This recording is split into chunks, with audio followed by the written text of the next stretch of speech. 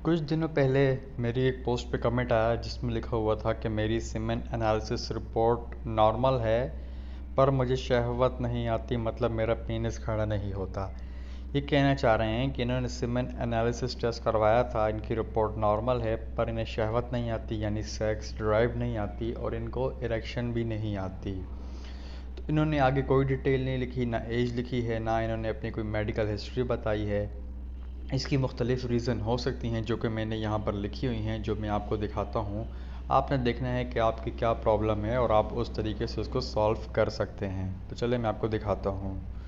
तो ये जो प्रॉब्लम होती है इसे लो लिबिडो यानी जब सेक्स ड्राइव नहीं आती तो इसे लो लिबिडो कहा जाता है, यानी शहवत नहीं आती। और इरेक्शन प्रॉब्लम यानी जब इरेक्शन नहीं आती पेनिस के अंदर। तो अगर हम इसके कॉजेज़ की बात करें तो इसका जो एक बहुत बड़ा कॉज है वो लो टेस्टोस्टेरोन होता है। इसका मतलब ये है कि टेस्टोस्टेरोन हमारी बॉडी में एक हार्मोन होता है जो कि सेक्स ड्राइव का काम करता है, और इसके अलावा ये मसल बिल्डिंग का काम भी करता है, ये जो हार्मोन होता है। अब जाहिर सी बात है, जब ये टेस्टोस्टेरोन जो हार्मोन है ये अपने लेवल से कम हो जाएगा तो आपको लो लिबिडो की प्रॉब्लम देखने को मिलेगी, यानी आपको शहवत नहीं आएगी, आपके अंदर सेक्स ड्राइव पैदा नहीं होगी। तो सिंपली ब्लड टेस्ट के ज़रिए टेस्टोस्टेरोन का जो लेवल है वो मालूम किया जा सकता है। और अगर आपको लो टेस्टोस्टेरोन की प्रॉब्लम है तो आप सप्लीमेंट्स लेकर आसानी से इसको ठीक कर सकते हैं, लेकिन खुद से मत कीजिए, डॉक्टर के पास जाइए, टेस्ट करवाइए और उसके बाद अपना प्रॉपर इलाज जो है वो शुरू करें। तो बड़ी आसानी से इसको ठीक किया जा सकता है। जो हमारा दूसरा फैक्टर है वो है एज। इसके पीछे भी वजह जो है वो टेस्टोस्टेरोन है। जब इंसान यंग होता है, जब मेल यंग होता है, बाय द वे ये जो टेस्टोस्टेरोन हार्मोन है ये मेल्स के अंदर होता है, ये मेल्स का सेक्स हार्मोन है, फीमेल का अलहदा होता है। तो हम एज की बात कर रहे थे। जब एज इंसान की यंग होती है, वो 20-25 साल का होता है, तो उसके अंदर ये जो हार्मोन है वो अपने पीक पर होता है। लेकिन हमेशा ऐसा नहीं होता कि इंसान 70-80 साल का हो जाए और तब भी उसके अंदर ये जो हार्मोन है वो अपने पीक पर हो। 40 या 50 साल के बाद ये जो हार्मोन है वो कम होना शुरू हो जाता है। तो आपने अपनी एज देखनी है, अगर आपकी एज 45-50 प्लस हो गई है तो हो सकता है कि आपका ये एज फैक्टर भी हो, एज की वजह से आपका जो टेस्टोस्टेरोन है वो लो हो गया हो। तो एज फैक्टर की वजह से भी ऐसा हो सकता है। फिर इसके अलावा जो तीसरा फैक्टर है वो है मेडिकेशंस। कुछ लोग होते हैं वो काफ़ी लंबे टाइम से इस मेडिकेशन इस्तेमाल कर रहे होते हैं। ख़ास तौर पर अगर हम बात करें तो बीपी की जो मेडिसन होती हैं वो बहुत कॉमन है, लोग लॉन्ग टाइम यानी पूरी ज़िंदगी वो मेडिसन इस्तेमाल करते हैं, तो उस वजह से भी ये प्रॉब्लम देखने को मिल सकता है।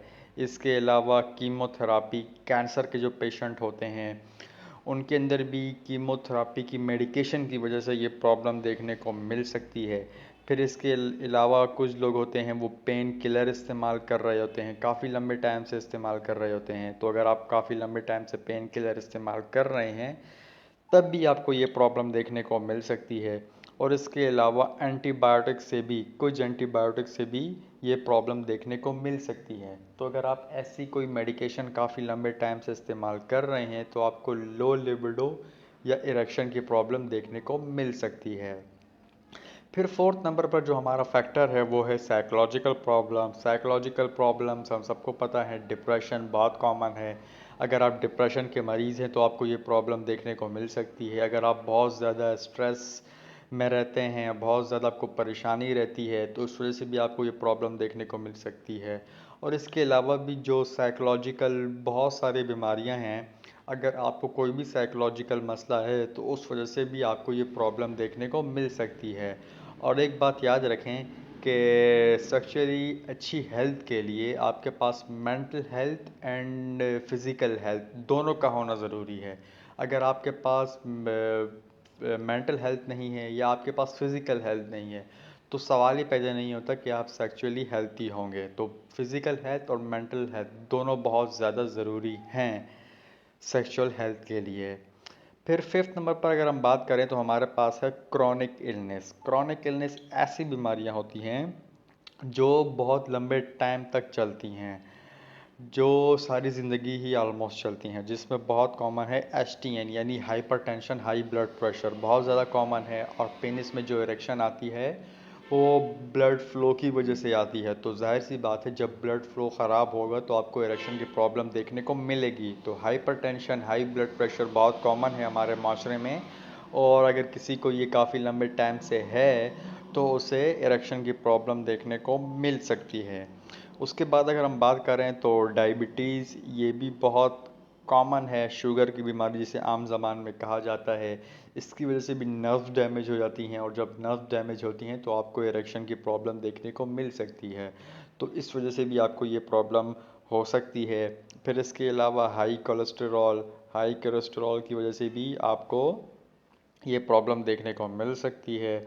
उसके बाद अगर हम बात करें तो अगर लंग्स की कोई डिज़ीज़ हो, किडनी की कोई डिज़ीज़ हो, इसके अलावा लिवर की कोई डिज़ीज़ हो, और इसके अलावा अगर हार्ट की भी कोई डिज़ीज़ हो, यानी आपके जो वाइटल्स ऑर्गन है, जो मेन ऑर्गन्स है, अगर आपको उनमें से किसी की भी कोई बीमारी है तो आपको ये प्रॉब्लम देखने को मिल सकती हैं। क्योंकि मैंने आपको ऑलरेडी बताया कि अगर आपके पास फिज़िकल हेल्थ नहीं है तो सवाल ही पैदा नहीं होता कि आप सेक्सुअली हेल्थी होंगे।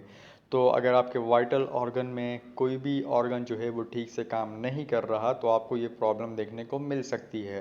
फिर इसके अलावा स्लीप डिसऑर्डर हैं, अगर आप अपनी नींद प्रॉपर नहीं लेते काफ़ी लंबे टाइम से, एक दो बार होने से कोई प्रॉब्लम नहीं होती, लेकिन अगर आप महीनों महीनों अपनी नींद पूरी नहीं कर रहे, जो कि एक नींद होती है अडल्ट की 7 से लेकर 9 घंटे तक, तो नींद ना होने की वजह से भी आपको ये प्रॉब्लम देखने को मिल सकती हैं। और इसके पीछे वजह है वो हार्मोनल इम्बैलेंस हैं। अगर आप नींद पूरी नहीं करेंगे तो आपके बॉडी में हार्मोनल इम्बैलेंस हो जाएगा और आपको ये प्रॉब्लम देखने को मिल सकती है। तो नींद बहुत ही ज़्यादा ज़रूरी है। फिर 7वें नंबर पर हमारे पास जो फैक्टर है वो है ड्रग्स। बहुत ज़्यादा कॉमन है, स्पेशली यूथ में ड्रग्स लिए जाते हैं, अल्कोहल लिए जाते हैं, स्मोकिंग की जाती है, और भी कई किस्म के नशे जो हैं वो किए जाते हैं। तो अगर आप किसी किस्म का भी कोई भी नशा करते हैं, कोई भी ड्रग इस्तेमाल करते हैं, स्मोकिंग करते हैं, अल्कोहल लेते हैं, तो उस वजह से भी आपको ये प्रॉब्लम देखने को मिल सकती है। तो ये हमारे चंद फैक्टर थे जिसकी वजह से आपको लो लिबिडो या इरेक्शन की प्रॉब्लम देखने को मिल सकती है। आप देख लें, आपको कोई भी प्रॉब्लम हो तो आप उस हवाले से अपने डॉक्टर से मिलिए और अपना इलाज शुरू करवाइए। तो उम्मीद करता हूँ आपको ये वीडियो अच्छी लगी होगी, आपने कुछ ना कुछ इस वीडियो से ज़रूर सीखा होगा। वीडियो के बारे में जो भी आपको फीडबैक हो आप नीचे कमेंट्स में लिख सकते हैं, और अगर आपका कोई भी सवाल हो तो आप नीचे कमेंट्स में लिख सकते हैं।